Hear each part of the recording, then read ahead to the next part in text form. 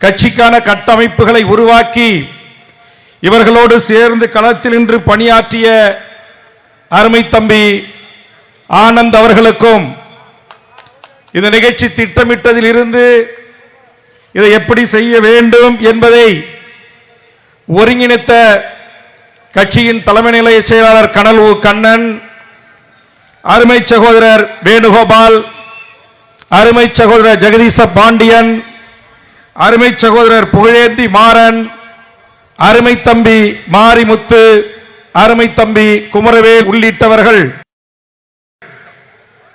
இந்த 2-3 நாட்களாக மழையின் காரணமாகவும் குறிப்பாக நேற்று பெய்த மழையின் காரணமாக இங்கு இருபக்கமும் நாம் ஈழத்தில் நடந்த இனப்படுகொலையை குறித்து வைக்கப்பட்டிருந்த பதாகைகள் முற்றுமுதலுமாக கிழிந்து பேனர்கள் எல்லாம் நாசமாகி போய் இங்கு ஒரு வெள்ளக்காடாக காட்சியளித்து நேற்றைய தினம் கட்சியினுடைய முன்னணி நிர்வாகிகளும் நாங்களும் ஒன்று கூடி கைபேசியின் வாயிலாக என்ன செய்வது என்று நாம் ஒரு கலந்தாலோசனையை முற்பட்ட போது அது தலைமை செயலாளராக இருந்தாலும் அண்ணன் ஜம்புலிங்கமாக இருந்தாலும் சகோதரர் வெற்றிக்குமரனாக இருந்தாலும் ஜெகதீஷ் பாண்டியனாக இருந்தாலும் அண்ணன் தனசேகரனாக இருந்தாலும் இதை ஒழுங்கு செய்த இந்த நான் படித்த இந்த நிர்வாகிகளில் இருந்து தம்பி புகழேந்தி மாறனில் இருந்து கட்சியினுடைய வாய்ப்பு கிடைத்த தோழர்களெல்லாம் கலந்து பேசிய போது புயலே அடித்தாலும் வெள்ளமே வந்தாலும் இடியே விழுந்தாலும் இந்த மே 18 நாம் இதே இடத்தில் நடத்துவோம் என்று எனக்கு ஆதரவாக நின்றார்கள். ஒரே ஒரு வருத்தம் தான், இந்த இயற்கை இன்று ஒரு நாள் நமக்கு கொஞ்சம் கருணை காட்டியிருந்தால் இங்கு எண்ணற்ற தமிழ் சமூகத்தின் தமிழ் தேசிய ஆளுமைகளும் தமிழக வாழ்வுரிமை கட்சிக்காக அல்லும் பகலும் உழைத்திட்ட எண்ணற்ற தமிழ் தேசிய தலைவரை உயிராக நினைக்கின்ற உறவுகளும் பேசுவதற்கான ஒழுங்கு செய்யப்பட்டிருந்தது.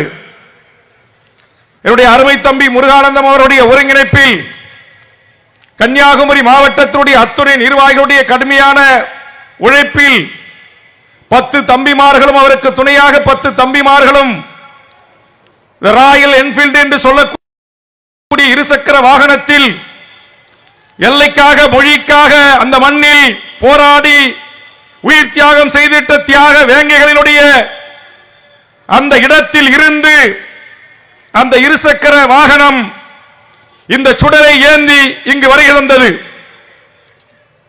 அதை நான் பெற்றுக்கொண்டு இங்கு சுடரை ஏற்றி இந்த நிகழ்வை நாம் இங்கு நடத்தி கொண்டிருக்கிறோம். இங்கே வந்திருக்கக்கூடிய ஆயிரக்கணக்கான தமிழக வாழ்வுரிமை கட்சியின் உறவுகளின் மாநில செயற்குழு, உயர்நிலை குழு போன்ற குழுக்களில் தலைமை குழுவில் எடுக்கப்பட்ட முடிவுக்கு இணங்க இந்த முள்ளிவாய்க்கால் நினைவேந்தலில் நூற்றுக்கணக்கான தமிழ் தேசிய உறவுகள் இங்கே மேடையின் முன் அருமை சகோதரர் வெற்றிக்குமரன் அவர்களில் தொடங்கி நம்முடைய மருத்துவர் இளவஞ்சி வரையிலுமான தம்பி திருச்சி பிரபு, எண்ணற்ற தமிழ் தேசிய தோழர்கள் எல்லா அரசியல் கட்சியிலும் போய் சேர்கின்ற போது எங்களுக்கு பணம் வேண்டும், பதவி வேண்டும், வேற சில கோரிக்கைகளை முன்வைப்பார்கள். ஆனால் இங்கே எனது தலைமையை நாங்கள் ஏற்றுக்கொள்கிறோம், உங்களோடு இணைந்து நாங்கள் பணியாற்றுகிறோம். எங்கள் ஒரே ஒரு கோரிக்கை, இந்த மூவர்ண கொடியில் தேசிய தலைவர் பிரபாகரனும் தூக்கி பிடித்த இந்த புலிக்கொடி இடம்பெற வேண்டும் என்கிற ஒற்றை கோரிக்கையோடு ஆயிரம் உறவுகள் அணி அணியாய் வந்து சேர்ந்திருக்கிறார்கள்.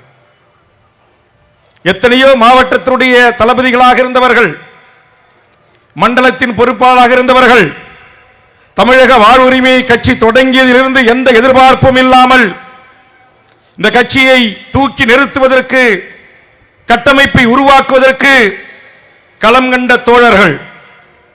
எல்லாவற்றுக்கும் மேலாக இன்றைக்கு இந்த கொட்டும் மழையிலும் ஆயிரக்கணக்கிலே வந்து அணிதிரண்டு அமர்ந்திருக்கின்றீர்கள். நான் வழிநடையிலும் பார்த்தேன், ஒரு 2000 பேருக்கு மேல சாலை ஓரங்களிலுமே நின்று கொண்டிருந்தார்கள். நான் கைகூப்பி சொன்னேன், எல்லாரும் அரங்குக்குள் வாருங்கள் என்று சொன்னேன். புயலடித்தாலும் மழை பெய்தாலும் இந்த கூட்டம் கலையக்கூடாது என்று சொன்னேன். காரணம், என் 10 மைல் தூரத்தில் என் ஈழத்து உறவுகள் அங்கு ரசாயன குண்டுகளுக்கும் இடையும், ஆட்லரி பீரங்கிகளுக்கு இடையும், விமான குண்டு வீச்சு பாஸ்பரஸ் குண்டுகளுக்கும் இடையிலும் பதுங்கு குழியில் இறங்கி தன்னை காத்து கொள்ளலாம் என்று இறங்கிய குழிகளே அவர்களுக்கு புதைகுழியாக மாறிப்போன செய்தி. ஆயிரம் உறவுகளை இராட்சத இயந்திரங்களை கொண்டு வந்து மண்மூடி அழித்தார்கள். உயிரோடு பதுங்கு குழியில் பெண்களும் தாய்மார்களும் கர்ப்பிணி தாய்களும் வயிற்றில் கருவை சுமந்த தாய்களும் மார்பில் பால் குடித்த சிறு குழந்தையோடும் கொன்று குவித்தது சிங்கள பௌத்த பேரினவாத அரசு. அந்த அரச பயங்கரவாதம் செய்து இன்றோடு 16 ஆண்டுகள் நிறைவு செய்கிறது. ஆனால் இந்த 16 ஆண்டுகளில் இந்த பூமி பந்தில் வாழ்கின்ற எந்த ஒரு நாடும் ஈழத்தில் நடந்தது மாபெரும் இனப்படுகொலை. ஒரு தமிழ் தேசிய இனம் உலகத்தால் தடை செய்யப்பட்ட பாஸ்பரஸ் ரசாயன குண்டுகளை கொண்டு திட்டமிட்டு இன அழிப்பு செய்திருக்கிறார்கள். இதற்கு அவர்கள் நீதி கோரியிருக்கிறார்கள். எங்கள் தமிழர் நிலத்தில் தாய் மண்ணில் இருந்து எங்கள் மாவீரன் முத்துக்குமார் அவர்கள் தொடங்கி ஐக்கிய நாடுகள் சபையின் முன்பாக வரையிலும் எண்ணற்ற எமது உறவுகள் தங்கள் உயிரை தியாகம் செய்திருக்கிறார்கள். எதற்காக? எங்கள் இனம் கொத்து கொத்தாக செத்து முடிகிறது. பச்சை குழந்தைகள், வயது முதியவர்கள், செஞ்சோலையில் படித்தவர்கள், ஆதரவற்றோர் இல்லங்களில் இருந்தவர்கள், முதியோர் இல்லங்களில் இருந்தவர்கள், காயம்பட்டு இடுப்புக்கும் கீழே இயங்காமல் வீல் சேர்களில் இருந்தவர்கள் என்று அத்தனை உறவுகளையும் சிங்களம் அழித்து ஒழித்தது. எங்கள் பாரத மணி திருநாடு வேடிக்கை பார்த்ததோடு மட்டுமில்லாமல் இன அழிப்புக்கு தோள் கொடுத்து துணை நின்று உதவியது. அப்படி உதவி செய்த அந்த இந்தியாவை 7 கோடி தமிழ் மக்களாகிய நாம் ஒரு அழுத்தத்தை தந்து, ஒரு அரசியல் ரீதியான முடிவெடுக்கக்கூடிய ஒரு நெருக்கடியை தந்து 16 ஆண்டுகளும் இன்றோடு நிறைவு செய்கின்ற எம் ஈழ உறவுகளுக்கான ஒரு விடியலை அல்லது முதலில் ஒரு இனப்படுகொலைக்கான ஒரு சர்வதேச நீதி விசாரணையை பெற்றுத்தர முடியாத அவலத்தில் நாம் நின்று கொண்டிருக்கிறோம். இங்கே நான் வந்த உடனேயே இது கொண்டாடுகின்ற நிகழ்வல்ல, விசிலடிக்கிற நிகழ்வில்ல, கைத்தட்டி அகமகிழ்ச்சி அடைகிற நிகழ்வல்ல. ஆனால் அதே நேரத்தில் நாம் சோர்ந்து அழுது புலம்பி கண்ணீர் விட்டு கலைந்து போகிற கூட்டம் அல்ல. எதை மீண்டும் எழுவோம், ஒன்றாய், 100ஆய், 1000ஆய், 10,000ஆய், லட்சமாய் மீண்டும் எமது விடுதலை புலிகளும் எமது உலக தமிழ் மக்களும் எழுவார்கள். நாம் ஒன்று கூடி ஒரு உறுதியெடுத்துக்கிற ஒரு நாளாக, ஒரு எழுச்சி பெற்றுக் கொள்ளுகிற ஒரு நாளாக, இங்கே என்னுடைய அருமை அக்கா ஆனந்தி அவர்களும், ஐயா ஐயநாதன் அவர்களும், எங்கள் தமிழா பாண்டியர் அவர்களும் ஈழத்தில் நடந்த மாபெரும் இனப்படுகொலை வாய்ப்பு கிடைத்த இடமெல்லாம் கடந்த ஆண்டுகளுக்கு முன்பாக நான் ஐக்கிய நாடுகளுக்கு, குறிப்பாக அமெரிக்காவுக்கு சென்றபோது அந்த நாட்டுடைய வெளிவிவகார கொள்கை வகுப்பாளர்களை நானும் ஆனந்தி அக்காவும் ஒரு நாள் முழுவதும் வெள்ளை மாளிகையை சுற்றி இருக்கிற அத்தனை உயரதிகாரிகளையும் சென்று சந்தித்து எம் இனத்திற்கு ஏற்பட்டிருக்கிற மாபெரும் இனப்படுகொலையை கண்ணீரோடு நாங்கள் அங்கே எடுத்து வைத்தோம். என் தமிழ் பேச்சை இன்னொரு அக்கா, தமிழீழ தேசிய தலைவரை உயிராக நேசித்த புஷ்பராணி அக்கா அவர்களும் ஆனந்தி அக்கா அவருடைய மொழியிலேயே எடுத்து சொன்னார்கள். அவர்கள் உன்னிப்பாக கேட்டுக்கொள்கிறார்கள், உங்கள் பக்கம் நியாயம் இருக்கிறது என்பதை உணர்ந்து கொள்ளுகிறார்கள். ஆனால் இந்த புவி சார்ந்த அரசியலில் இந்தியா என்கிற மிகப்பெரிய ஒரு வணிகம் அமெரிக்கா உள்ளிட்ட உலக நாடுகளுடைய வணிக சந்தையாக இருக்கின்ற காரணத்தினால் இன்றைக்கு எமது மக்களுக்கான நீதியை உலக நாடுகளும் பெற்றுத்தர மறுக்கிறது. இனஅழிப்பில் பங்கேற்று உதவிய இந்தியாவும் அதை மறைக்கிறது. ஆக இந்த சூழலில்தான் தமிழர் நிலமாக தமிழ்நாடு இதை அடைகாத்து அடுத்தடுத்த தலைமுறைக்கு இந்த செய்திகளை சொல்லி எம் இனம் எழுச்சி கொள்ள வேண்டும், இன உணர்வு கொள்ள வேண்டும், மான உணர்வு கொள்ள வேண்டும். பக்கத்தில் 10 மைல் தூரத்தில் எம் இனத்தை அழித்தார்கள். 1,00,000க்கும் 1,70,000 70,000க்கும் மேற்பட்ட என் விதவை தாய்மார்கள் இருக்கிறார்கள். 90,000க்கும் மேற்பட்ட ஒரே நாள் போரில் எம் தாய்மார்களின் தாலிகள் அறுக்கப்பட்டிருக்கின்றன. சுமார் 50,000க்கும் மேற்பட்ட போராளிகள் அந்த மண்ணின் விடுதலைக்காக போராடி அந்த மண்ணில் மரணித்திருக்கிறார்கள் அல்லது விதையாக விழுந்திருக்கிறார்கள். ஆக இவர்களை இந்த தமிழர் நிலம், தாய் நிலம் நினைவை சுமர்ந்து அடுத்தடுத்த நம்முடைய தலைமுறைக்கு இந்த செய்திகளை நாம் சொல்லி இந்த தலைமுறையை இன உணர்வோடு, மான உணர்வோடு, தன்மான உணர்வோடு தமிழர் என்கிற இன எழுச்சியின் அடிப்படையில் அணிதிரட்டி இனி வரும் காலங்களில் இந்த தமிழ்நாட்டின் ஆட்சி அதிகாரத்தில் அமரக்கூடிய எவராக இருந்தாலும் தமிழ் ஈழத்தில் நடந்தது இனப்படுகொலை என்று ஏற்றுக்கொள்ள செய்கின்ற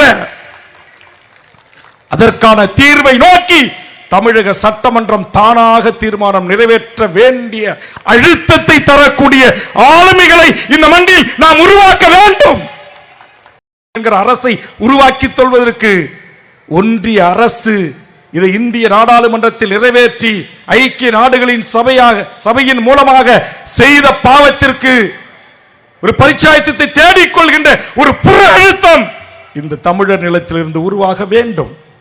நான் கேட்கிறேன், 1,50,000 தமிழ் மக்களை ஒரே நாளில் கொன்றான். லட்சக்கணக்கான மக்கள் தந்தை செல்வாவின் காலத்திலிருந்து இன்று வரையில் படுகொலைக்கு உள்ளாக்கப்பட்டிருக்கிறார்கள். ஆனால் எத்தனை கட்சிகள், எத்தனை அமைப்புகள், எத்தனை இயக்கங்கள் இது போன்ற பதாகைகளை பொருத்தி நாளைய பிள்ளை செல்வங்களுக்கு உன் இனம், உன் தாய், உன் தாத்தன், உன் பாட்டன், உன் முப்பாட்டன் வம்சத்தில் தோன்றிய தொப்புள் கொடி உறவுகள் 10 மைல் கடல் எல்லையில் அழித்து ஒழித்திருக்கிறார்கள். இதற்கு நீதி கேட்பதற்கு நாம் வீதிக்கு வர வேண்டாமா? நீங்க ஓட்டுக்கு தேர்தலுக்கு நேரத்தில் யார் வேண்டுமானாலும் வந்து ஓட்டு கேளுங்க, ஓட்டு அரசியல் இருங்க, நான் அதை பற்றி கவலைப்படவில்லை. ஆனால் குறைந்தபட்சம் மாவீரர் நாளை கூட நீங்கள் கொண்டாட வேண்டும், அந்த மாவீரர்களை பூஜிக்க வேண்டும். அவர்கள் கல்லறை தீபங்களாக இருக்கின்ற அந்த கல்லறைகளை வடிவமைத்து அதில் பூக்களை சொரிந்து வீரவணக்கம் செலுத்த வேண்டும் என்று கூட நான் கேட்க மாட்டேன். ஆனால் சிவிலியன்ஸ் என்று சொல்லக்கூடிய பொதுமக்களை, தாய்மார்களை, பச்சை குழந்தைகளை, பாதுகாப்பு இல்லங்களில் தங்க வைக்கப்பட்டவர்களை, மருத்துவமனையில் இருந்தவர்களை, யாழ் நூலகம் உள்ளிட்ட அறிவு சார்ந்த தமிழுடைய சொத்துக்களை, இந்து கோயில்களை, சர்ச்சுகளை, இஸ்லாமியர்கள் தொழுகை செய்கின்ற பள்ளி வாசல்களை அனைத்திலும் குறிபார்த்து கொண்டு போட்டான். இது பாதுகாக்கப்பட்ட பகுதி என்று அறிவிக்கப்பட்டு உலகத்தின் கண்காணிப்பின் இருந்த இடங்களிலே குண்டை மிச்சம் செய்யாமல், குண்டை அதிகமாக வீணாக்காமல் குறிபார்த்து கொத்து கொத்தாக மக்களை கொன்று ஒழித்தானே, அந்த காட்சிகள் தானே இங்கு படமாக்கப்பட்டிருக்கிறது. 12 வயது பாலகன் பாலச்சந்திரன் போராளி அல்ல. எங்கள் இசைப்பிரியா போர்க்களத்தில் இருந்து பூயாற்றிய அந்த பூ அழிக்கப்பட்டிருக்கிறது. எத்தனை பூக்கள் அழிக்கப்பட்டிருக்கிறது, எத்தனை பிஞ்சுகள் அழிக்கப்பட்டிருக்கிறது, எத்தனை மழை செல்வங்கள் அழிக்கப்பட்டிருக்கிறது. ஆனால் இதை குறித்து கவலை கொள்ளாமல் இங்கு சினிமா மோகத்தாலும் சாதிய சங்கங்களின்பால் ஈர்க்கப்பட்டும் மதவெறியினால் அரசியல் கட்சியில் அணிவகுப்பதுமாக இருக்கிற இந்த தமிழர் நிலத்தில் இருக்கிற என் தமிழ்ச்சாதி உறவுகளை ஒரு உணர்வு எழுச்சுள்ள ஒரு கூட்டமாக மாற்றி இங்கு தமிழ் தேசிய அரசியலும் தமிழருக்கான அரசியலும் வெல்ல வேண்டும் என்கிற கருத்தை இந்த மனங்களில் விதைப்பதற்கான ஒரு நினைவேந்தலாகத்தான் இதை நான் பார்க்கிறேன். ஈழத்து உறவுகள் இந்த மண்ணில் அகதிகளாக வந்தவர்கள் பன்றி குடிசைகளை விட கேவலமாக வாழ்ந்தார்கள். சிலர் கேட்கிறார்கள், ஒரு எம்எல்ஏவாகி என்ன செய்ய முடியும் என்று. ஒத்த சீட்டு முத்தையா என்று என் உறவுகள் என்னை கிண்டல் செய்யலாம். நான் இந்த கூட்டத்திலே பதிவு செய்கிறேன், 1,50,000 மக்களை பலி கொடுத்த அந்த வலி சுமந்த நாளிலிருந்து பதிவு செய்கிறேன். இங்கு பன்றி குடிசைகளை விட மோசமாக வாழ்ந்த அந்த என் ஈழத்து உறவுகளுக்கு சட்ட ரீதியான அத்தனை அடி பெருமூச்சு விடுகின்ற வகையில் மாற்று ஏற்பாடுகளை இந்த மண்ணில் செய்வதற்கு காரணமாக இருந்தவன் வேல் முருகன் என்பதை உலக என் ஈழத்தமிழ் உறவுகளுக்கு பதிவு செய்ய. இந்த கூட்டத்தொடரில் கூட 3000 வீடுகளை கட்டித் தருவதற்கான உத்தரவை பெற்றிருக்கிறோம். தமிழ்நாட்டு மக்களுக்கு கிடைக்க வேண்டிய அத்தனை நியாயமான குடும்ப அட்டைக்கு தரப்படுகின்ற அத்தனையும் எம் ஈழ உறவுகளுக்கு தர வேண்டும் என்பதில் இருந்து அவர்களுக்கான சாலை, குடிநீர், கல்வி, 1ஆவிலிருந்து 5ஆம் வகுப்பு படிக்க முடியாது அவர்கள் வந்த காலத்தில், அனுமதி கிடையாது. அதற்கு பிறகு அதை போராடி பெற்றோம். அதற்கு பிறகு உயர்நிலைப் பள்ளி வரை கொண்டு வந்தோம். அதற்கு பிறகு உயர்கல்வி கலை அறிவியல் கல்லூரியை கொண்டு வந்தோம். சமீபத்தில் தான் இன்றைக்கு பொறியியல் படிக்கிறதுக்கு அனுமதி பெற்றிருக்கிறோம்.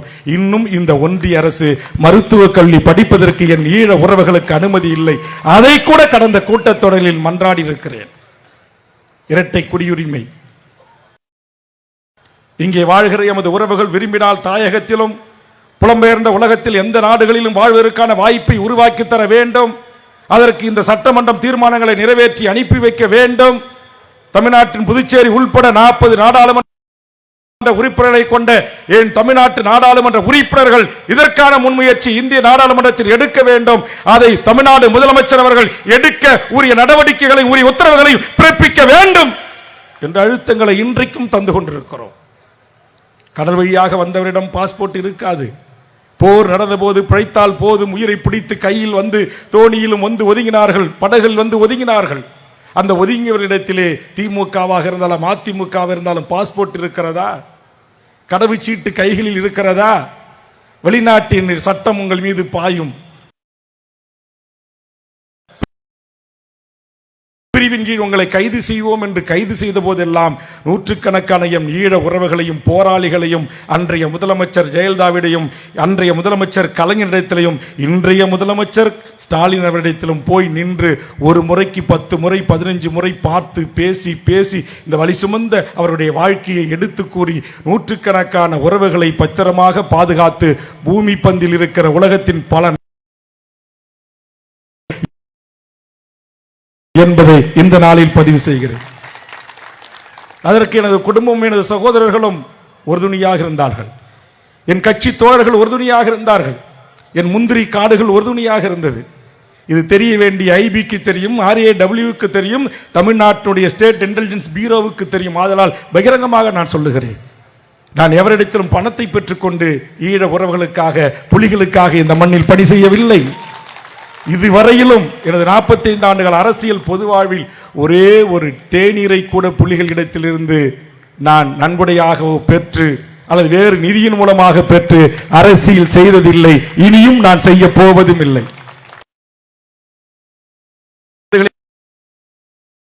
கொல்லஞ்சாவடி அரசு உயர்நிலைப் பள்ளியில் படித்த போது அங்கு டெலோ, EPRLF, விடுதலை புலிகள் என்று பல்வேறு இயக்கங்கள் அந்த மண்ணிலே வந்து தங்கி இங்கு போர் பயிற்சி எடுத்துக்கொண்டார்கள். அந்த போர் பயிற்சிக்கு வந்த ஒருவராக இருந்தவர் தான் என் கண்முன்னே அமர்ந்திருக்கின்ற முத்தமிழன் என்கிற ஒரு விடுதலை புலியின் முன்னாள் வீரன். 10 வயது 11 வயது சிறுவனாக இருந்த போது நான் அவர் கைப்பிடித்திருக்கிறேன். அவரோடு நூற்றுக்கணக்கான போராளிகளோடு மிதிவண்டிகளை பயணம் செய்திருக்கிறேன். எங்கள் வீதிகளிலே இருக்கின்ற கடைகளிலே கிடைப்பதை வாங்கி உண்டிருக்கிறோம். எங்கள் கிராமங்களை சுற்றி இருக்கிற மோட்டார் கொட்டாய்களிலே தங்கியிருக்கிறோம். குறிஞ்சிப்பாடியில் நெசவு செய்யப்பட்ட தொழிலாளர்களிடமிருந்து கைலிகளை வாங்கி கடல் வழியாக வேதாரண்யத்திலிருந்து புலிகளுக்கு அனுப்பியிருக்கிறோம். வீரம் செறிந்த அந்த விடுதலை போராட்டத்திற்கு நினைவுதிருந்த காலத்திலிருந்து நானும் என் பகுதியை சார்ந்தவர்களும் என் குடும்பமும் உதவியிருக்கிறது. எந்த பிரதிபலனும் பாராமல் உதவியிருக்கிறோம். இப்படி உதவி செய்த காரணத்திற்காக என் அண்ணன் திருமாவளவன் அவர்கள் மீது தேச விரோத வழக்குகளும் கொலை வழக்குகளும் கொலை முயற்சி வழக்குகளும் பிற்காலத்தில் தமிழ்நாடு விடுதலை படையை சார்ந்தவர்களால் நடத்தப்பட்ட தாக்குதலுக்கு பொறுப்பாக அத்தனை உறவுகளை பற்றியும் என்னால் சொல்ல முடியும். தமிழக வாழ்வுரிமை கட்சியிலேயே எந்த எதிர்பார்ப்பும் இல்லாமல் அந்த புலித்தலைவன் புகைப்படத்தையும் தன்னுடைய வீடுகளிலும் தன்னுடைய பூஜை அறை என்று சொல்லக்கூடிய வணங்கக்கூடிய இடங்களிலும் வைத்து வழிபடுகின்ற எண்ணற்ற உறவுகள் இருக்கிறார்கள். புலிகளுக்கு சிக்கல் வருகிற போதெல்லாம் வழக்குகளை ஆஜராகி மூத்த கவுன்சில் என்று சொல்லக்கூடிய வழக்குகளை வைத்துக் கொண்டு வழக்காடி மீட்டு வெளியிலே அனுப்பிய வழக்கறிஞர் காந்திக்குமார் செல்வராஜ் போன்றவர்கள், தம்பி லெனின் போன்றவர்கள் இருக்கிறார்கள். நான் ஒரு வேலையை கொடுக்கிறேன் என்று சொன்னால் அண்ணன் யாரிடத்திலும் எதுவும் எதிர்பார்க்க மாட்டார்.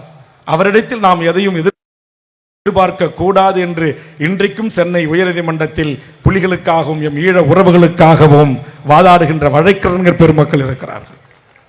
எத்தனையோ உறவுகள் முகம் காட்டாமல், பெயரை காட்டாமல், தன்னை விளம்பரப்படுத்திக் கொள்ளாமல் அந்த தமிழீழ விடுதலைக்கும் இனத்தில் ஏற்பட்ட இன அழிப்புக்கும் நீதி கேட்டு எத்தனையோ பேர் களத்தில் இன்னமும் பணி செய்து கொண்டிருக்கிறார்கள். அத்தனை பேரையும் நான் இந்த நேரத்தில் இந்த படுகொலைக்குள்ளான எமது மக்களுக்கு நினைவேந்தல்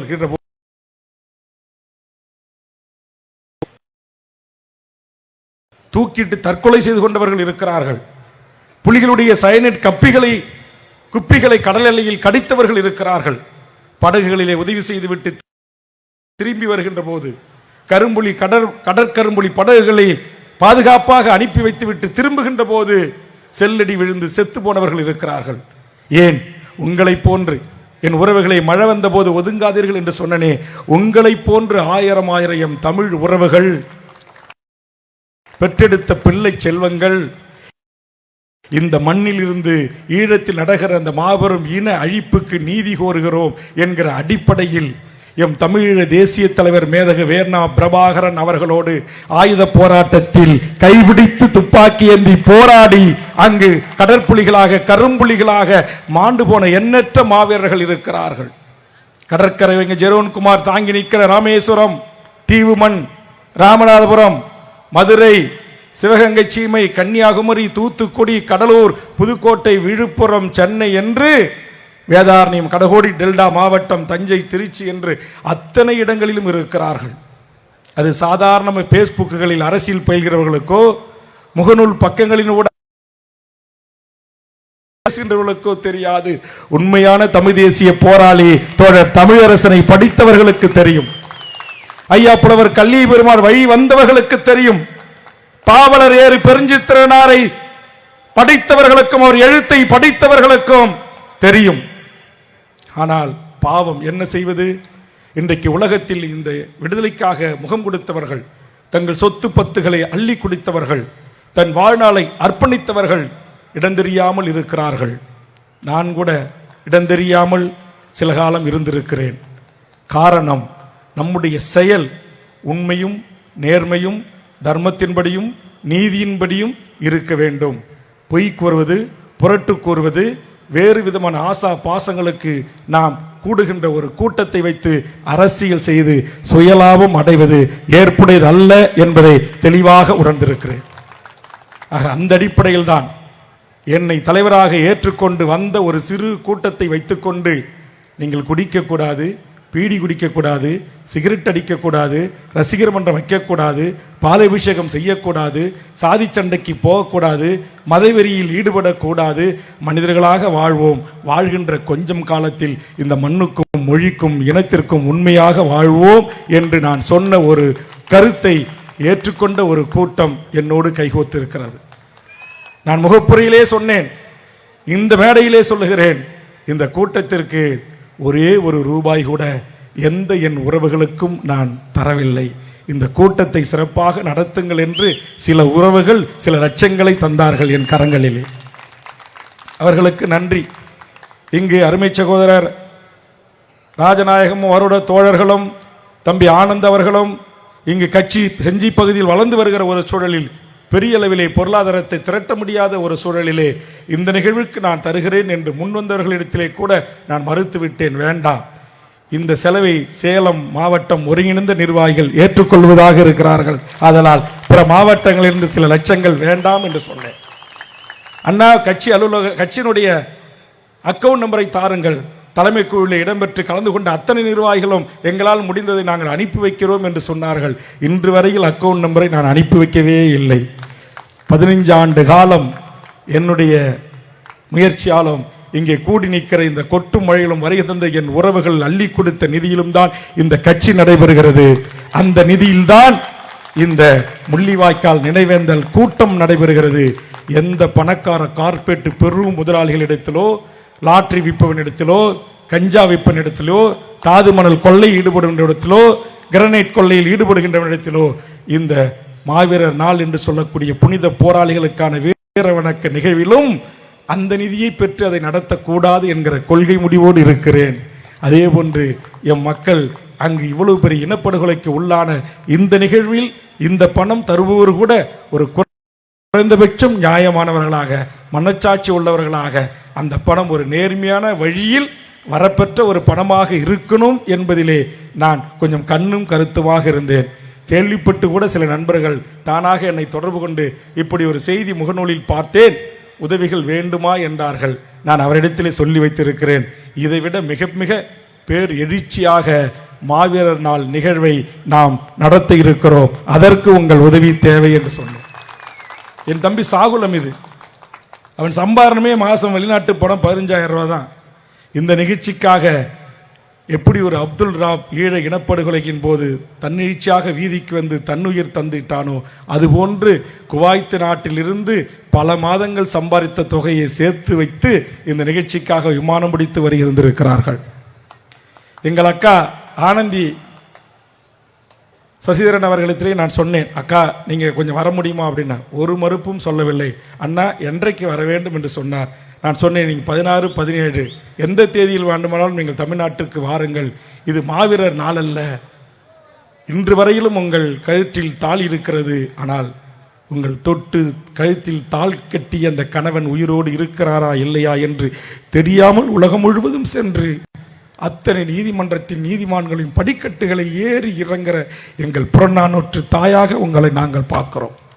ஒரு பெண் அமெரிக்க ஐக்கிய நாடு சபையில் பேசுவது என்றாலும், உலகத்தின் பல்வேறு நாடாளுமன்றத்தின் உறுப்பினர்களை சந்திப்பது என்றாலும், கனடா போன்ற நாட்டின் பிரதமர்களை மேயர்களை சந்திப்பது என்றாலும் எவ்வளவு இடர்பாடு இருக்கும். அவருக்கும் பெண் பிள்ளைகள் இருக்கிறது, தனியாக விட வேண்டும், பாதுகாப்பு பிரச்சனைகள். ஆனால் ஒரே ஒரு நிகழ்வு கூட தட்டாமல் இந்த இனத்திற்கு நீதி கோருகின்ற அத்தனை நிகழ்வுகளிலும் கலந்து கொண்டு ஒரு பெண்மணியாக இருந்து ஒரு மாபெரும் தமிழீழ தேசிய தலைவனுடைய நம்பிக்கைக்குரிய தளபதியாக இருந்து அந்த நாட்டிலே மதிக்கக்கூடிய செஞ்சிலுவை சங்கத்தால், அந்த நாட்டினுடைய கிறிஸ்துவ பாதிரிமார்களால், பல்வேறு சமூக செயல்பாட்டாளர்கள் முன்னிலையில் கையளிக்கப்பட்ட அந்த தளபதி இன்று வரையில் உயிரோடு இருக்கிறாரா இல்லையா என்று தெரியாமல் கண்ணீர் சொர்ந்தபடியே தன் வாழ்நாள் பயணத்தை முழுவதும் இந்த இனத்திற்கான விடுதலை தான் நமது காலத்தில் கிடைக்கவில்லை, நாம் வாழ்கின்ற காலத்தில் நம் இன அழிப்பிற்காவது நீதி கிடைக்குமா என்று சுற்றி சுழன்று பணியாற்றுகிற அந்த அக்கா தான் இதற்கு பொருத்தமாக இருப்பார் என்று நான் அழைக்கப்பட்டவர் தான். நம்முடைய ஆனந்தி சசிதரன் என்கிற அந்த நாட்டுடைய அமைச்சராகவும் அந்த நாட்டுடைய மாகாண சபை உறுப்பினராகவும் இன்றைக்கு அந்த நாட்டினுடைய ஒரு அரசியல் கட்சியினுடைய தலைவராகவும் இருக்கிறார். அதுபோன்று வாய்ப்பு கிடைத்த போதெல்லாம் ஒரு நேர்மையான பத்திரிகையாளனாக இருந்து ஒரு அப்பழுக்கற்ற அரசியல் செய்கின்ற எங்களை போன்ற ஒரு விவசாய குடும்பத்தில் பிறந்து வளர்ந்த ஐயநாதன் ஐயா என்ன சமூகம் எனக்கு தெரியாது, தமிழா பாண்டியன் என்ன சமூகம் என்று எனக்கு தெரியாது, ஆனால் அவர் என் தமிழ்ச்சாதி என்பது மட்டும் எனக்கு தெரியும். அந்த உரிமையோடு அவர்களை அழைத்தேன். அவர்களும் வருகை தந்து இந்த முள்ளிவாய்க்கால் நினைவேந்தில் ஐயநாதன் அவர்கள் பங்கேற்று பேசினார். பாண்டியன் பேசுவதற்கு அவர் தொடர்ந்து பேசிக்கொண்டே இருக்கிறார், அதனால் பேசுவதற்கான இந்த மழையின் காரணமாக வாய்ப்பு அவருக்கு வழங்கப்படவில்லை. ஆக நான் உங்களை ஒன்றே ஒன்றுதான் கேட்டுக்கொள்கிறேன், என் அருமை உறவுகளே, உங்கள் பிள்ளை செல்வங்களை எந்த தீய பழக்க வழக்கங்களும் ஆளாக்காமல் வளர்த்து எடுங்கள். இந்த நாட்டில் நடந்த மாபெரும் இனப்படுகொலையை குறித்து வாய்ப்பு கிடைக்கின்ற போது சொல்லுங்கள். தமிழீழம் என்கிற அந்த நாட்டை ஒரு 10 ஆண்டு காலத்திற்கு மேலாக ஒரு கஞ்சா பொட்டலம் இல்லாமல், ஒரு கற்பழிப்பு இல்லாமல், ஒரு பாலியல் சீண்டல் இல்லாமல் 1000 பெண் போராளிகள் ஆண் போராளிகளும் ஒரே இடத்தில் போர் பயிற்சியில் ஒரே உடை அணிந்து கிடைத்த தண்ணீரையும் குட்டை நீர்களையும் ஆற்று நீர்களையும் கடல் நீர்களையும் குடித்து களத்தில் போராடி மிகப்பெரிய சமர்களை எதிர்கொண்டு வீர மரணத்தை தழுவி கொண்ட எந்த ஒரு போராளியும் குறிப்புகளிலும் தன் குறிப்பு புத்தகங்களிலும் ஒரு சக புலி வீரன் பாலியல் ரீதியாக என்னை சீண்டினான், குடித்துவிட்டு கல்லை குடித்துவிட்டு அல்லது பானத்தை குடித்துவிட்டு வந்து தொந்தரவு செய்தான் என்று இல்லை. அதைவிட என் தலைவனை நான் உயிராக காதலிப்பதற்கு காரணம், அந்த விடுதலை புலிகளை எதிர்த்து போர் புரிகின்ற நேரத்தில் மட்டும்தான் புலிவரனுடைய துப்பாக்கி தவிர சாதாரண நேரத்தில் என்றைக்குமே ஒரு ராணுவ வீரன் மீது விடுதலை புலிகளின் தோட்டா பாய்ந்ததாக எந்த வரலாற்று பக்கங்களிலும் இல்லை. அவ்வளவு அறம் நெறி சார்ந்த ஒழுக்கம் சார்ந்த ஒரு அறம் சார்ந்த போரை நடத்திய ஒரு மகத்தான தலைவன் என் தலைவன் மேதகு பிரபாகரன் என்கிற தலைவன். எண்ணி பாருங்கள், ராஜராஜ சோழனை, ராஜேந்திர சோழனை, பல்லவ சாம்ராஜ்யத்தை, சேர சாம்ராஜ்யத்தை, சோழ சாம்ராஜ்யத்தை, பாண்டிய சாம்ராஜ்யத்தை, சம்புவராயர் சாம்ராஜ்யத்தை வரலாற்று பக்கங்களில் படித்திருக்கிறோம். தற்போது ஊடகங்களில் கூட மிகைப்படுத்தப்பட்ட செய்திகளாக கூட வந்து கொண்டிருக்கிறது. ஆனாலும் கூட நாம் வாழுகின்ற காலத்தில் நம் ஊரில் இருந்து பன்னெடும் காலத்திற்கு முன்பாக, பல்லாயிரம் ஆண்டுகளுக்கு முன்பாக கடல்கோளால் பிரிக்கப்பட்ட எமது ஈழ தேசத்தில் ஒரு அப்பழுக்கற்ற ஒரு மகத்தான ஒரு அரசனாக, ஒரு மகத்தான மக்கள் தலைவனாக, ஒரு மக்கள் அரசாக எண்ணி பாருங்க. ஒரு விடுதலை போராட்டம். நாங்களாம் உங்களை கட்சியில் வச்சு உங்களை ஒன்றியம், மாவட்டம், மாநிலம், நகரம், பேரூர் பிரித்து தொகுதி எல்லாம் போட்டு இந்த சிறு கூட்டத்தில் உட்கார வைக்கிறதுக்குள்ள எங்கள் தலைமை நிலை செயலாளர் நான் நேரடி காட்சி பார்த்துக்கிட்டே இருந்தேன். பேர சொல்றாரு, உட்காருங்கன்றாரு, ரோட்ல நிக்கிறவங்க வாங்கன்றாரு. ஆனா அந்த தலைவனுடைய ஒரு பார்வைக்கே 1000 பேர் கரும்புலிகளாக மாறுகின்ற ஆற்றல், வல்லமை அந்த தலைவனிடம் இருந்தது. எவ்வளவு ஒரு கட்டுப்பாடு, எவ்வளவு ஒரு ஒழுக்கம். எண்ணி பார்.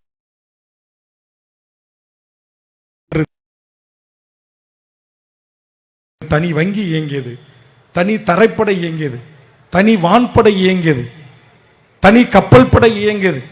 உலக நாடுகளில் இருந்து கொண்டு வரப்பட்ட அத்தனை ஆயுதங்களையும் சிங்கள ராணுவ வீரர்கள் களமுனையில் கொண்டு வருகின்ற போது அதை கைப்பற்றி, அதை படிக்காமல், அதன் நுணுக்கத்தை தெரிந்து கொள்ளாமலேயே தமிழுடைய அறிவின் காரணமாக, என் தமிழீழ தேசிய தலைவன் அறிவார்ந்த பயிற்சியின் காரணமாக, என் தளபதிகளின் அறிவு சார்ந்த பயிற்சியின் காரணமாக அத்தனை ஆயுதங்களையும் கைப்பற்றி அதை எதிரியின் பக்கம் திருப்பி அடித்த மாபெரும் இயக்கம் விடுதலை புலிகள் என்கிற மகத்தான இயக்கம். உலகத்தின் எந்த நாட்டினுடைய போர் உச்சத்தில் இருக்கிற காலகட்டத்தில் இலங்கை தீவில் இருக்கிற எத்தனையோ அணைகளுக்கு கரும்புலிகள் படை சென்று குண்டு வைத்து தகர்த்து அணையை உடைத்து 1000 ராணுவ 57வது பட்டாலியனையும் இன்னும் பல பிரிவு படை வீரர்களையும் சுமார் 50,000 ராணுவ வீரர்களை கொள்வதற்கான வாய்ப்பு இருக்கிறது என்று தளபதிமார்கள் தலைவரிடத்திலே சென்று சொன்னபோது அந்த தலைவன் சொன்னான், எதிரியை போரில் வீழ்த்த வேண்டுமே தவிர இது போன்ற யுத்திகளை கையாண்டு வீழ்த்துவதில் எனக்கு உடன்பாடு இல்லை, கைவிடுங்கள், கரும்புலிங்கையை நாடு திரும்ப சொல்லுங்கள் என்று உத்தரவிட்ட மனிதநேயம் காத்த மகத்தான தலைவன் என் தலைவன் பிரபாகரன் என்கிற அந்த தலைவன்.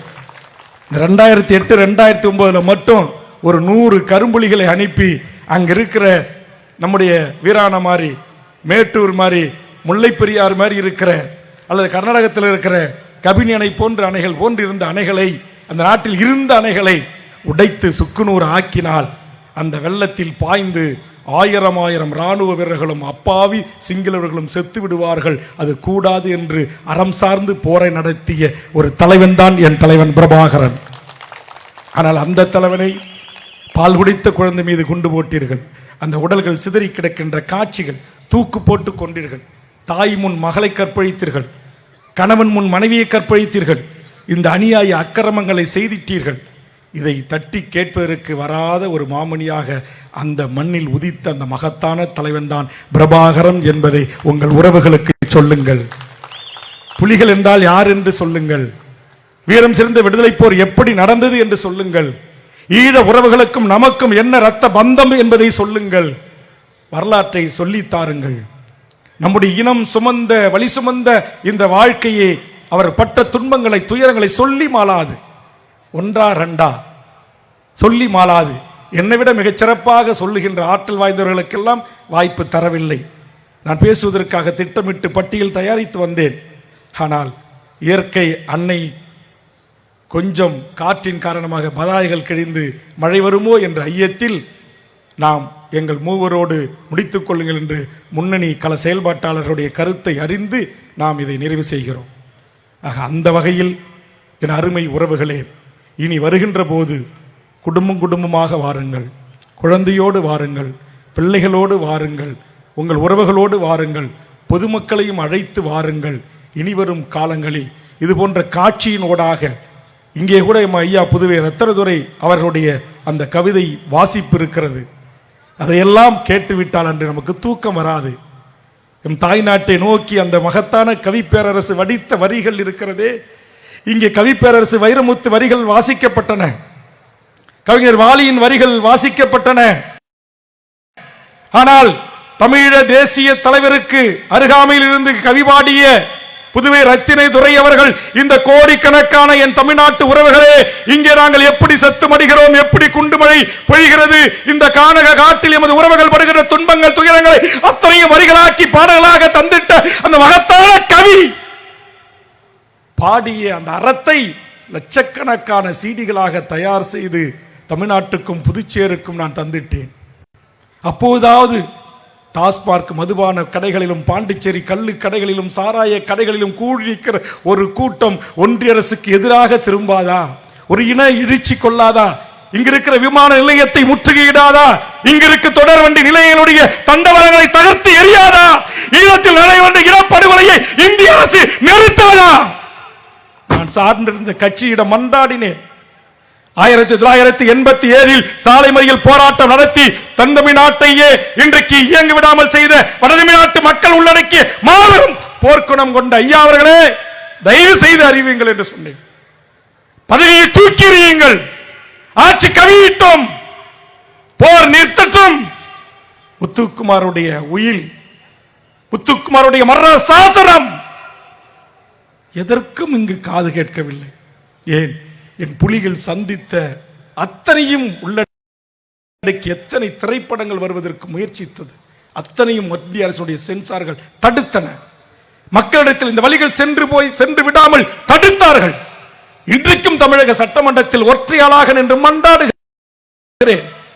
மறைந்த முதலமைச்சர் அம்மையார் ஜெயலலிதா அவர்கள் இங்கே கூட 15 தீர்மானங்கள் நிறைவேற்றி இன்றைக்கு ஊடகங்களுக்கு அனுப்ப இருக்கிறோம்.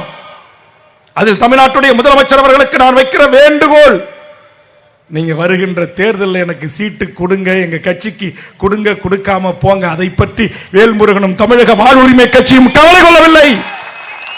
இந்த செஞ்சி மண்ணிலிருந்து எமது முன்னோர்கள் ஆட்சி செய்த இந்த செஞ்சி கோட்டையிலிருந்து செயின்சாட் கோட்டையில் இருக்கிற தமிழ்நாடு முதலமைச்சர் முத்துவேல் கருணாநிதி ஸ்டாலின் அவர்களே, உங்களை கைகூப்பி கேட்கிறேன். நீங்கள் ஆட்சி கட்டில் இருக்கின்ற போது என் தமிழ் ஈழத்தில் நடந்தது இனப்படுகொலை. ஒரே ஒரு தீர்மானம் நிறைவேற்றுங்க. இந்த தீர்மானத்தில் ஒன்று அது, இரண்டாவது ஒரு பொது வாக்கெடுப்பின் ஊடாக தனித்தமிழ் ஈழை அரசை உருவாக்கி தருவதற்கு ஒன்றிய அரசு உரிய முயற்சிகளை உரிய அழுத்தங்களையும் ஐக்கிய நாடுகள் சபையின் ஊடாக எடுக்க வேண்டும் என்பதை சேருங்கள். திருச்சியில் அடைபட்டு கிடக்கிற என் ஈழ உறவுகளை விடுதலை செய்து அவர்கள் விரும்புகிற நாடுகளை அனுப்பி வையுங்கள். இங்கேயும் இருக்கிற முகாம்களில் இருக்கிற உறவுகள் காலை சென்றால் மாலை வர வேண்டும், இல்லை என்றால் கீழ்பிராஞ்சி தேடும். எங்கே சென்றா, எதற்காக சென்றா என்று சந்தேக கண்ணோடு என் வயது வந்த பெண்ணை கூட விசாரணைக்கு அழைக்கும் என்கிற நிலை நிறுத்தப்பட வேண்டும். திருச்சி சிறப்பு முகாம் இழுத்து மூடப்பட வேண்டும். செய்யுங்கள், செய்யுங்கள். சாதி வாரி கணக்கெடுப்பை நடத்தி என் தமிழ் சமூகத்திற்கு அனைவருக்கும் உரிய சமூக நீதியை வழங்குங்கள். எண்ணற்ற கோரிக்கைகளை உள்ளடக்கிய கோரிக்கை மனுகள் உங்கள் கைகளிலே தந்திருக்கிறேன். நீங்க இதையெல்லாம் ஒரு சிறப்பு கூட்டத்தொடர் கூட்டி செஞ்சுட்டு, நீ சொன்னதை எல்லாத்தையும் செஞ்சிட்ட வேல்முருக, உனக்கு ஒரு சீட்டும் இல்லை, அதுக்கு மேல எந்த சீட்டும் இல்லை, நீ தான் தமிழ் தேசிய அரசியல்வாதியாச்சே, நீ தான் ஈழ ஆதரவாளராச்சே, நீ செஞ்ச இதையெல்லாம் செஞ்சிட்டேன்னு சொல்லுங்க. நான் கைகூப்பி நன்றி சொல்லி இந்த தேர்தலில் நிபந்தனையின்றி உங்களை நான் ஆதரிக்க தயாராக இருக்கிறேன்.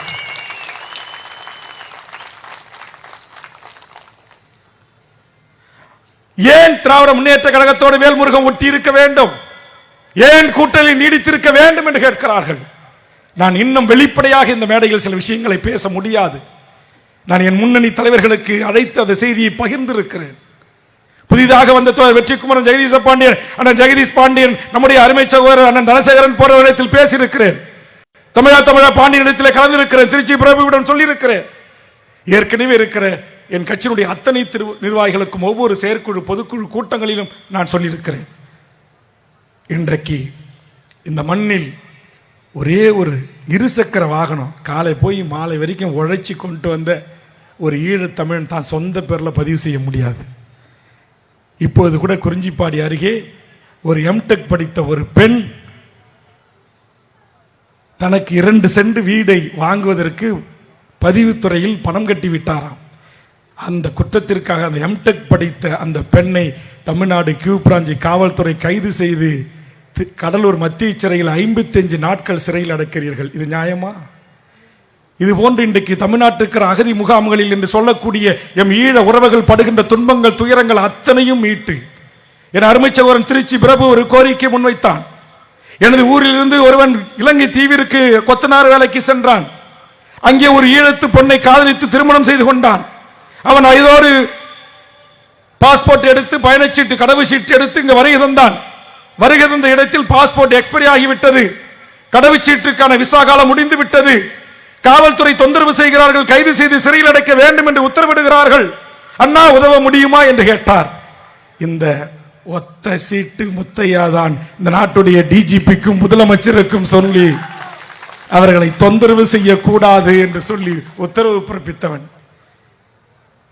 என் தமிழீழ தேசிய தலைவர் மேதகு வேவண்ணா பிரபாகரன் அவர்களுக்கும் மாத்தையா பிளேந்திரன் குமரப்பா போன்ற பன்னீர் வேங்கைகள் கடலிலே காவியமானார்களே, அதுபோன்று ஒரு மகத்தான ஒரு தலைவன் பாதிக்கப்பட்டு இந்த மண்ணிற்கு வந்து மண்டிய அரசால் கைது செய்யப்பட்டு சிறையில் அடைக்கப்பட்டு 10 ஆண்டுகளுக்கு மேல் சிறையில் இருந்து அதற்கு பிறகு 10 ஆண்டுகளும் நோய்வாய்ப்பட்டு உயிருக்கு ஆபத்தான நிலையில் இருந்தபோது எனக்கு சொல்ல வேண்டியவர்கள் உலகத்தின் பல இடங்களில் இருந்து தொலைபேசியூடாக தொடர்பு கொண்டு மிக முக்கியமான ஒருவர் தலைவரின் அன்புக்கு கூறியவர், அவர் எப்படியாவது காப்பாற்றுங்கள் அண்ணா என்று என்னிடத்தில் தந்தபோது 11 முறை இந்த நாட்டின் முதலமைச்சர் அவர்களை சந்தித்து தனியாக ஒரு கியூ பிரான்ச் உயர் அதிகாரிகளை நம்முடைய state IG intelligence mister Senthilvelan அவர்களால் அனுப்பி வைக்கப்பட்டு ஒன்றிய அரசிடமிருந்து அதற்கான உத்தரவை பெற்று 10 ஆண்டு காலம் பாஸ்போர்ட் விசா எதுவும் இல்லாமல் இருந்த அந்த மகத்தான தளபதியை இன்றைக்கு 1/4 நூற்றாண்டு காலத்திற்கு பிறகு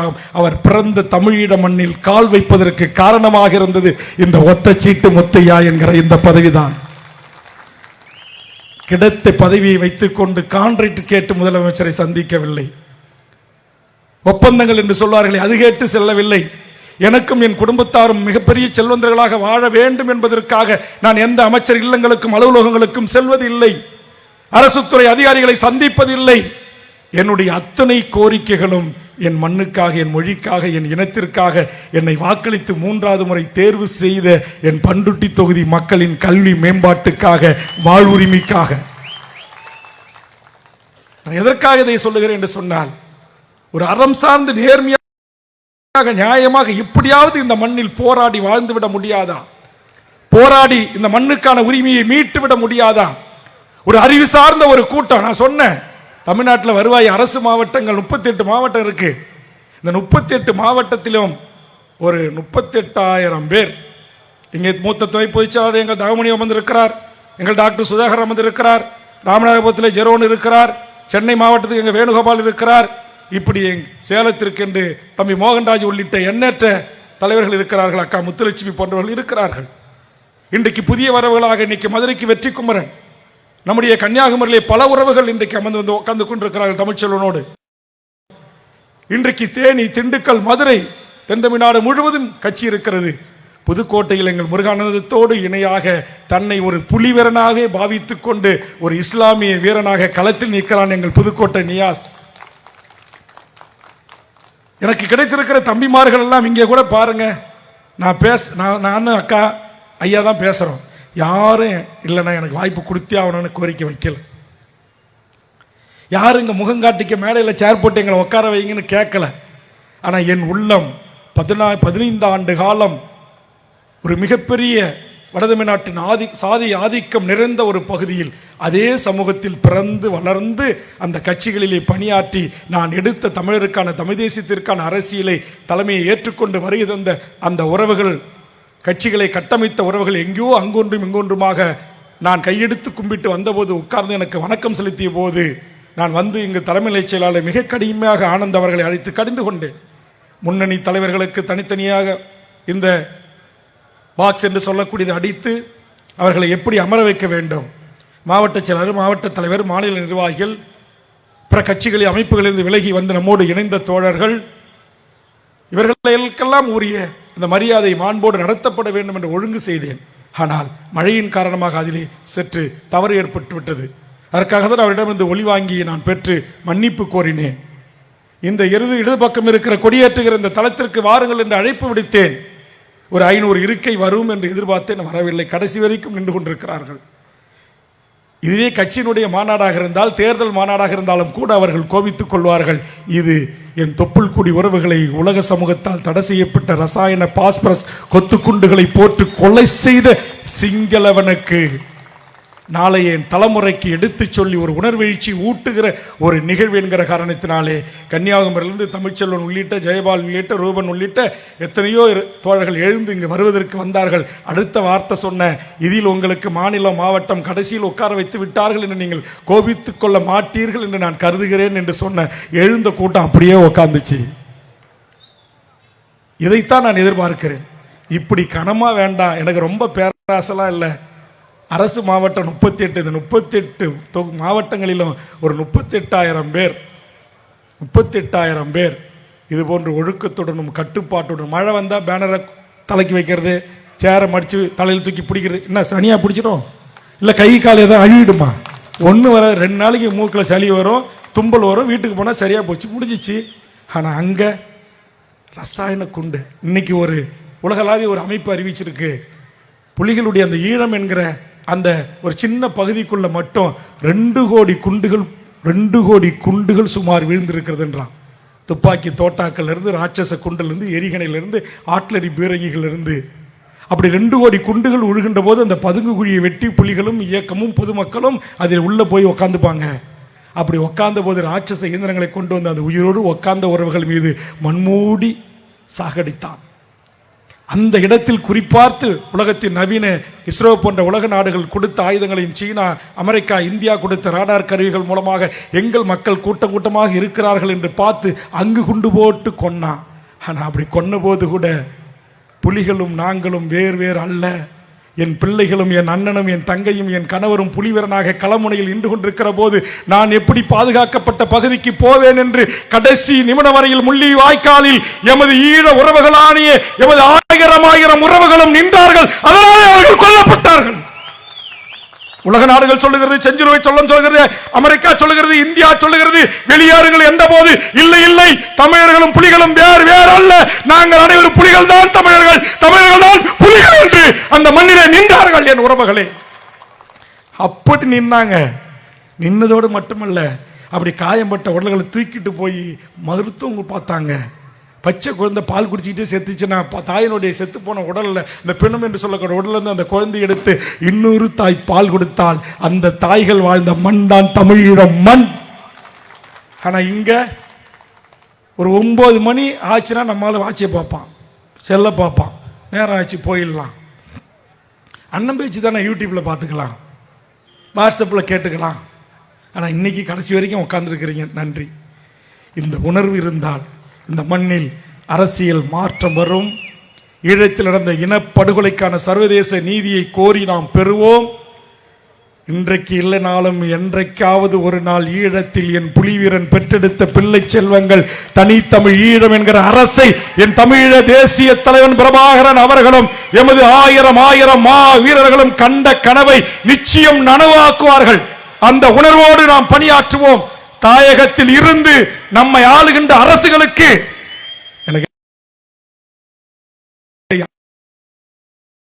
அன்றும் ஆதரிப்பேன், இன்றும் ஆதரித்தேன், நாளையும் ஆதரிப்பேன் என்றவர்கள் ஈழ விடுதலைக்காக 7 ஆண்டல்ல 70 ஆண்டு செல்வோம் என்று சொன்ன என் தலைவர்கள் எல்லாம் ஒரே ஒரு முறை சட்டமன்ற தேர்தலின் கணக்குகளை ஒதுக்கி வைத்து, நாடாளுமன்ற தேர்தலின் கணக்குகளை ஒதுக்கி வைத்து, ஈழத்தில் நடந்தது இனப்படுகொலை, அதற்கான சர்வதேச நீதி விசாரணை கோரனால் ஒன்றிய காங்கிரஸோ பிஜேபி தமிழ்நாட்டுக்கு வரலாம், தமிழர் கட்சிகள் உங்களோடு கூட்டணி சேருவோம் என்று ஒற்றை அறிக்கை சொல்லுங்க, நடக்கும். அல்லது உலக சமூகத்துடன் ஒரு பொது வாக்கெடுப்பின் ஊடாக தனித்தமிழ் ஈழ அரசை உருவாக்கி தாருங்கள் என்று சொல்லுங்கள். நாங்கள் உங்களை தேசிய கட்சி ஆதரிக்கிறோம் என்று என் தமிழ்நாட்டு தலைவர்கள் ஒரே ஒரு முறை 15 ஆண்டுகளை கடந்தும் மௌனமாக கடந்து போகின்றீர்களே. எங்கள் அண்ணன் திருமாவளவன் திருச்சியில் லட்சக்கணக்கான மக்களை திரட்டுகிறார்.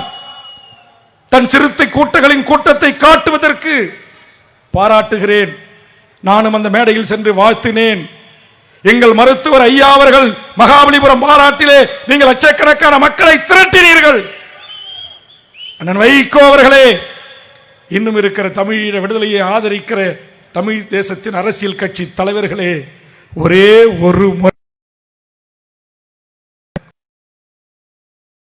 ஒன்றிய அரசுக்கு அழுத்தம் தருகின்ற கூட்டமாக, அழுத்தம் தருகின்ற மாநாடாக நீங்கள் நடத்தி காட்டுங்கள்.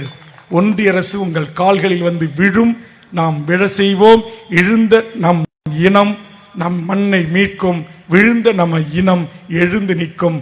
நாளைய தலைமுறை இன்றைய புதிய கணினி உலகத்தில் புவிசார் உலகம் என்று சொல்வார்களே, உலகளாவிய அரசியல் ராஜதந்திர நடவடிக்கைகளை எம் ஈழத்து உறவுகள் ஒவ்வொருவரும் ஒவ்வொரு தளத்தில் நின்று சைலண்டாக, அமைதியாக அவர்கள் கடமைகளை, பணிகளை செய்து கொண்டிருக்கிறார்கள். தாய் தமிழ்நாட்டில் இருந்து இந்த மாரல் சப்போர்ட்ஸ் என்று சொல்வார்களே, அதுபோன்ற இந்த பணிகளை நாம் செய்வதற்கு களமாடுவோம், பணி செய்வோம். நம் இனத்திற்கு இழக்கப்பட்ட மாபெரும் அநீதிக்கு நீதியை பெற்றுத் தருவதற்கு தாய்மண் தமிழர் மண்ணில் இருந்து ஓட்டு அரசியல் பதவிகளை தூக்கி எறிந்து இன விடுதலைக்கான களத்தில் பணி செய்வதற்கு நாம் நம்மை தயார்படுத்துவோம் என்பதை இந்த நேரத்தில் தெரிவித்துக் கொண்டு, இங்க எல்லாரும் பேரையும் என்னால் சொல்ல முடியல, நேரத்தின் அருமை கருதி இந்த முள்ளிவாய்க்கால் நினைவேந்தல் நிகழ்வு நடத்துவதற்கு எல்லா விதத்திலும் உறுதுணையாக இருந்த அத்தனை உறவுகளுக்கும் பொற்பாதங்களை நன்றியை காணிக்கையாக்கி துணிந்து நடத்துங்கள் என்று இந்த இடத்தை தந்த இந்த நிலத்தின் உரிமையாளர் அவர்களுக்கும் நன்றி சொல்லி, பாதுகாப்பு கேட்டவுடனே பாதுகாப்பு அளித்த காவல்துறை, உளவுத்துறை நண்பர்களுக்கும், இந்த அளவுக்காவது எங்களை சுதந்திரமாக இந்த கூட்டம் நடத்துவதற்காவது அனுமதிக்கிறோம் என்கிற அளவில் எங்களை அனுமதித்த அரசுக்கும் இதையெல்லாம் நாங்கள் நன்றி சொல்லுகிறோம். ஆனால் உங்களுக்கு நாங்கள் நன்றி சொல்ல கடமைப்பட்டிருக்கிறோம். நாங்கள் சொன்ன அந்த கோரிக்கையை வருகின்ற சட்டமன்ற கூட்டத்தொடரில் அல்லது சிறப்பு கூட்டத்தொடரை நிறைவேற்றி இலங்கை சார்ந்த, தமிழீழம் சார்ந்த, இனப்படுகொலை சார்ந்த இங்கு 15 தீர்மானங்களை நிறைவேற்றி இருக்கிறோம். அதை எனதருமை பத்திரிகை ஊடகங்களுக்கு நாங்கள் தருகிறோம். அதை செய்தியாக வெளியிட்டு வருகை தந்த அத்தனை உறவுகளும், எந்த ஒரு சின்ன இதுவரையில் என் காதுக்கு எந்த தவறான செய்தியும் வரல. அதே மாதிரி வந்திருக்கிற பல்லாயிரக்கணக்கான என் உறவுகளும் பத்திரமாக, பாதுகாப்பாக நீங்கள் இல்லம் திரும்ப வேண்டும். அதை நீங்கள் உறுதி செய்ய வேண்டும். தொகுதி பொறுப்பாளர்கள், மாநில மாவட்ட முக்கிய நிர்வாகிகள் உறுதி செய்ய வேண்டும் என்று கேட்டு, எங்கள் அழைப்பை ஏற்று வருகை தந்த பத்திரிகை ஊடக நண்பர்களுக்கும், மிகச்சிறப்பாக ஒளி அமைத்திட்ட நம்முடைய வாழப்பாடி ராஜா அவர்களுக்கும், ஊடக பிரிவி தம்பிகள் குமரவேல், சதீஷ், எல்லாவற்றுக்கும் மேலாக புதியதாக ஒரு உத்வேகத்தை தந்திருக்கிற தமிழக வாழ்வுரிமை கட்சியின் தலைமை அலுவலகத்திலிருந்து பணி செய்கின்ற அருமை தம்பி பிரபா உள்ளிட்ட இந்த ஊடக பேரவை நண்பர்களுக்கும், இந்த ஒரு வாரம் புள்ள பொண்டாட்டி அம்மா அப்பா எல்லாவற்றையும் ஒதுக்கி வைத்துவிட்டு கடகோடி கன்னியாகுமரி கேரளா எல்லையிலிருந்து இருசக்கர வாகனையில் கொட்டும் மழையில் அணிவகுத்து வந்த இந்த 10 பேரை இப்பயாச்சும் எங்கள் முருகானந்தம் எழுதி கொடுப்பாருன்னு பார்த்தா இது வரைக்கும் தரல. அந்த 10 தம்பிமார்களுக்கு அவர் என்னன்னா, எப்பயுமே அவர் பெயரை யார் பேரையும் முன்னிலைப்படுத்திக்க சொல்லி விரும்ப மாட்டார். எனக்கு 2 பேரை ரொம்ப எனக்கு என் உயிருக்கு நிகராக நான் நேசிக்கிறாங்க 2 பேர். அந்த 2 பேரும் யாருன்னா, அதில் முருகானந்தம், தம்பி ஜெரோன்குமார். தென் மாவட்டங்களை அவருடைய கள போராட்டங்கள் வாயிலாக திரும்பி பார்க்க வைத்தார். இதை கூட நான் ஐடியா கொடுக்கல, நான் யோசனை சொல்லலை, அவர்களுக்காக தெரிந்தது. நான் அன்றைக்கு வர முடியாத ஒரு சூழல். அருமை சகோதரர் வெற்றிக்குமரனையான தனசேகரனை அழைத்து, நீங்கள் அங்கு இருக்கிற என் தம்பி சுரேஷ் உள்ளிட்ட என் கட்சியினுடைய முன்னணி நிர்வாகிகளையும் அழைத்து நீங்கள் கொடியசைத்து தொடங்கி வையுங்கள் என்று சொன்னேன். தென்மண்டல பொறுப்பாளர் முருகானந்தம், இளைஞணி தலைவர் முருகானந்தம் அவர்களும் தம்பி ஜெரோன்குமார் அவர்களும் அதை ஒழுங்கு செய்து எந்த சின்ன பிரச்சனையும் இல்லாமல் கிட்டத்தட்ட 17 மாவட்ட காவல்துறை எஸ்பி அவர்களுக்கு நான் கடிதம் எழுதி, டிஜிபி, ஏடிஜிபி, எல்என்டோ, உளவுத்துறை தலைவர், எஸ்எஸ்பி உள்ளிட்ட உயரதிகாரிகள் உள்ளிட்டவர்களுக்கு கடிதம் எழுதி, என்னுடைய அலுவலகத்திலிருந்து காமராஜ் ஒவ்வொரு எஸ்பியிடம் நேரடியாக பேசி இதையெல்லாம் ஒழுங்கு செய்து இதை நாங்கள் இன்றைக்கு இந்த நினைவேந்தலை நாங்கள் நடத்தியிருக்கிறோம். இது கூடி கலைந்து போவதற்காக அல்ல, கூடி நாம் உணர்வெழுச்சி கொள்வதற்கும் தன்னெழுச்சி பெறுவதற்கும் நம் இனத்திற்கு ஏற்பட்டிருக்கிற இந்த மாபெரும் இன அழிப்புக்கு நீதி கோருகின்ற வகையில் உலக தமிழ்ச் சமூகம் உறங்காது என்பதை நாம் உறுதியெடுத்துக் கொண்டு பணியாற்றுவோம் என்பதை இந்த நேரத்திலே தெரிவித்து, லட்சோப லட்ச எம் தமிழீழ மண்ணில் அந்த விடுதலைக்கு முகம் கொடுத்து மாண்டு போன எம் அத்தனை மக்களுக்கும் இந்த நாளில், இந்த நினைவேந்தல் நாளில் எமது வீர வணக்கத்தினை உரித்தாக்கி மீண்டும் உங்கள் அனைவரையும் நவம்பர் 27 மாவீரர் நாளில் எம் கட்சியினுடைய மாநில செயற்குழு உயர்நிலை குழுவில் எடுக்கிற முடிவுக்கிணங்க நீங்கள் கேட்கின்ற அந்த மாவட்டத்தில் மீண்டும் இது போன்ற உணர்வோடு ஒன்று கூடுவோம், உறுதியேற்போம் என்பதை இந்த நேரத்திலே தெரிவித்து, உலக தமிழர்களின் தாகம் தமிழீழ தாயகம் என்பதை நினைவில் சுமந்து செல்லுங்கள் என்பதை தெரிவித்து பத்திரமாக பாதுகாப்பாக இல்லம் திரும்ப வேண்டும். இருசக்கர வாகனங்களில் வந்தவங்க பத்திரமா போகணும். அதுமாரி மகிழுந்துகளில் வந்தவங்க அதிலேயே நான் தப்பித்து பிழைத்திருக்கிறோம். இங்கே நம்முடைய தமிழரசன் தோழர் தலைமையில் களப்பணிக்கு வந்த தோழர்கள் ஒரு ஆமணி பயணிக்கின்ற போது திடீரென்று குடித்து விட்டு கஞ்சா அடிச்சிட்டு கல் அடிச்சிட்டு கண்முடித்தனமாக வந்த ஒரு வாகனம் நேர் எதிராக மோதி நாம் பயணித்த அந்த வண்டி, நான் என்றால் நம்முடைய நிர்வாகிகள் தமிழரசன் அவர்கள் பயணித்த வண்டி 3 கர்ணம் என்று சொல்வார்கள், அப்படியா 3 முறை சாய்ந்து தமிழரசன் உள்ளிட்ட தோழர்களே, ராஜநாயகம் உள்ளிட்ட தோழர்கள், நம்முடைய அசோக ராஜா தமிழடியின் அந்த வண்டியில் இருந்த தோழர்கள், முன்னணி பொறுப்பாளர்கள், ஒண்டீஸ்வரர்கள் எல்லாம் காயம்பட்டு மருத்துவமனையில் சேர்க்கப்பட்டு அப்போது நான் மருத்துவர்களை தொடர்பு கொண்டு கேட்டு அன்று முழுவதும் எனக்கு தூக்கம் இல்லை. எதுனா நம்ம ரொம்ப முன்னெச்சரிக்கையாக பாதுகாப்பாக பயணித்தாலும் கூட எதிரிகள் வருகின்றவர்கள் குடித்துவிட்டு தன்னிலை மறந்து வாகனங்களிலே வருகிறான். இந்த அழைத்து வருகின்ற போது மகிழுந்திலே வாருங்கள் என்று மருத்துவர் இளவஞ்சியை நான் சொன்னபோது அவர் சொன்னார், அண்ணா நான் பேருந்திலே வந்து விடுகிறேன், என் உறவு ஒருவர் இது போன்றுதான் பயணித்த போது எதிரியினால் விபத்து ஏற்பட்டு அவர் உயிர் துறந்தார், அந்த துன்பத்தில் இருக்கிறேன், அது என் கண்முன் காட்சியாக இருக்கிறது, அதனால் என் உறவுகள் என்னை மகிழுந்திலே செல்ல வேண்டாம் என்று சொல்லிவிட்டார்கள், நான் பொது போக்குவரத்திலே வருகிறேன் என்று சொன்னால் முடிந்த அளவுக்கு அதுபோன்று பொது போக்குவரத்தை பயன்படுத்துங்கள், பாதுகாப்பாக பயணிக்கணும். இப்போது கூட இந்த நேரத்தில் நான் ஒரு துக்கமான ஒரு செய்தியை சொல்லக்கூடாது. துக்கம் நிறைந்த நாளிலே நம் கட்சியினுடைய ஒரு முன்னாள் ஒன்றிய கவுன்சிலராகவும் மாவட்ட துணைத் தலைவராகவும் பணியாற்றிய என் ஊரை அருகாமையைச் சேர்ந்த பத்திரக்கோட்டை நாணவேல் என்கிற ஒரு தம்பி, எப்படியாவது அவரை காப்பாற்ற வேண்டும் என்று அமைச்சர் அவர்கள் முறையிட்டு DPHD-இடம் முறையிட்டு ஸ்டாலின் மருத்துவமனையிலே சிகிச்சைக்கு சேர்த்து கடினமாக ஒரு வாரம் போராடினேன். சற்று நேரத்திற்கு முன்பாக அவர் இறந்துவிட்டதாக தகவல் வந்திருக்கிறது. ஆக இவ்வளவு வழிகளோடு தான் நான் ஒவ்வொரு நாளும் கடக்கிறேன். தமிழ்நாடு முழுவதும் பல நிர்வாகிகள் என்னிடத்தில் தான் பேச வேண்டும், என்னிடத்தில் மட்டுமே தகவலை சொல்ல வேண்டும், ஏன் அண்ணன் எங்களிடத்தில் பேச மாட்டாரா என்று உரிமையோடு சண்டை போடுகின்றீர்கள். இனி வரும் காலங்களில் அடுத்தடுத்த கட்ட தலைமைகளை, அடுத்தடுத்த கட்ட ஆளுமைகளை நாம் உருவாக்கி இருக்கிறோம். நம் கட்சிக்கென்று தலைமை அலுவலகம் 24 மணி நேரமும் இயங்க இருக்கிறது. அதிலே என்னுடைய பாரத்தை தோள் கொடுத்து சுமந்து செல்வதற்கு எண்ணற்ற தலைவர்களும் கட்சியிலே உருவாக்கி கொண்டிருக்கிறார்கள். மாவட்டத்திற்கு மாவட்டம் அவர்களோடும் பகிர்ந்து எந்த எதிர்பார்ப்பு இல்லாமல் இந்த மண்ணுக்காகவும் மக்களுக்காகவும் மொழிக்காகவும் தமிழீழ விடுதலைக்காகவும் களமாடுகின்ற ஆயிரம் உறவுகளை ஒன்று திரட்டி ஒரு மாபெரும் அரசியல் மாற்றத்தை, உண்மையான அரசியல் மாற்றம், லஞ்சம் லாவண்யம் ஊழல் குடும்ப ஆதிக்கம் குடும்ப அரசியல் சாதி மத சண்டை இவற்றை இல்லாமல் உண்மையான ஒரு மாற்று அரசியலை வென்றெடுப்பதற்கு இந்த 1.5 லட்சம் மக்களை பலிகொடுத்த, ஒரே வாரத்தில் பலிகொடுத்த ஒரு இன அழிப்பு நாளில் உறுதியெடுத்து கொண்டு நீங்கள் அனைவரும் கலந்து பத்திரமாக பாதுகாப்பாக செல்ல வேண்டும் என்று கேட்டு, இந்த நிகழ்ச்சிக்காக இங்கே அள்ளும் இந்த கடைசி நேரத்தில் டிப்பரில் மண்ணை கொண்டாந்து கொட்டி இந்த ராட்சத இயந்திரங்களை வச்சு சமன்படுத்தி எல்லா விதத்திலும் இங்கே அப்படியே பம்பரம் மாரி சூழ்ந்தார்கள். நம்முடைய தலைமை நிலை செயலாளர் வேணுகோபால், ஜெகதீஷ் பாண்டியன், புகழேந்தி மாறன், மாரிமுத்து, குமரவேல், ஆனந்து, ராஜநாயகம், அசோக், ராஜா, இன்னும் சில தமிழின உணர்வாளர்கள் கூட இங்கே வந்து ராஜநாயகத்தோடு சேர்ந்து பணியாற்றினார்கள். இப்படிதான் நீங்கள் இருக்க வேண்டும். இந்த மழை, இந்த சொதப்பு மட்டும் இல்லாமல் இருந்தால் இன்னும் எனக்கு மனநிறைவாக இருந்திருக்கும். அடுத்தடுத்த நிகழ்ச்சிகள் மிகச்சிறப்பாக இருக்கும். இதற்கு சேலம் ஒருங்கிணைந்த மாவட்டத்துடைய நிர்வாகிகள் லட்சங்களை தந்திருக்கிறார்கள். யார் யார் எத்தனை லட்சங்கள் தந்தார்கள் என்பதை கட்சியின் உயர்நிலை குழுவிலும் செயற்குழுவிலும் அறிவித்து இதற்கான செலவு வரவு கணக்கை செயற்குழு என்று தெரிவித்து, எங்கேயாவது சின்ன குறைகள் மாநில மாவட்ட நிர்வாகிகளுக்கு வருத்தம் ஏற்படுகின்ற வகையில் என்னை தலைமையாக ஏற்றுக்கொண்டு இங்கே வழிநடத்தியவர்கள் கொஞ்சம் கடும் சொற்களை பயன்படுத்தினால் பொறுத்து கொண்டு தொடர்ந்து இந்த கட்சியின் வளர்ச்சிக்கும் தமிழ் சமூகத்தின் மீட்சிக்கும் பாடுபடுங்கள் என்று கேட்டு, மீண்டும் ஒருமுறை பத்திரிகை ஊடக காவல்துறை உறவுகளுக்கும் வணிக பெருமக்களுக்கும் எல்லாருக்கும், இந்த இடத்தை தந்தவர்கள் உட்பட எல்லாருக்கும் மீண்டும் மீண்டும் நெஞ்சார்ந்த நன்றியை கூறி, என்னுடைய அழைப்பு ஏற்று வருகை தந்த அக்கா ஆனந்தி அவர்களுக்கும், ஐயாநாதன் அவர்களுக்கும், தமிழன் பாண்டியன் உள்ளிட்டவர்களுக்கும் மீண்டும் நன்றியை தெரிவித்து நிறைவு செய்கிறேன். நன்றி, வணக்கம்.